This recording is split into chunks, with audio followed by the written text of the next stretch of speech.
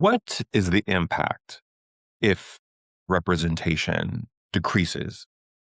Because one thing that's come up on this show over and over is that representation matters, that when you look up to see someone who looks like you or who represents what you represent in the world, it's powerful and meaningful. What are the real implications if our higher educations become less open, less welcoming, less embracing of cultures that are perhaps a derivative of or quite separate from the dominant culture in a society? I'll say, of course, we know that the more that our young people see examples of them represented in the places that they haven't even fixed their imaginations on, that they know that what's possible, more probable for them.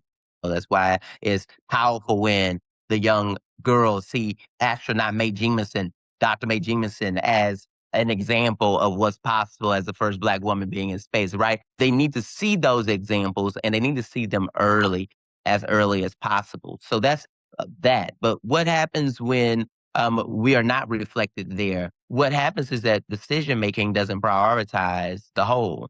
It prioritizes the few. It prioritizes a slice, and it creates the caste. It creates the stratification because people then start looking out for themselves. And when they look out for themselves, part of looking out for yourself means that you also got to do something to push somebody else down or somebody else back for you to be ahead. At least that is the assumption that oppressive intentions have taken on. That's not necessarily the case. For you to win, you don't necessarily have to beat somebody else up.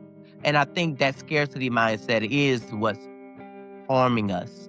That fear that has been created, I say that fear that has been fabricated. There is nothing to be afraid of. Even when there are real dangers lurking and present, there is nothing to be afraid of. And the more that we allow ourselves to be afraid and even fearful of the big, dangerous, nasty things that are set up to intimidate us, if we allow fear to seek in for those things, they win.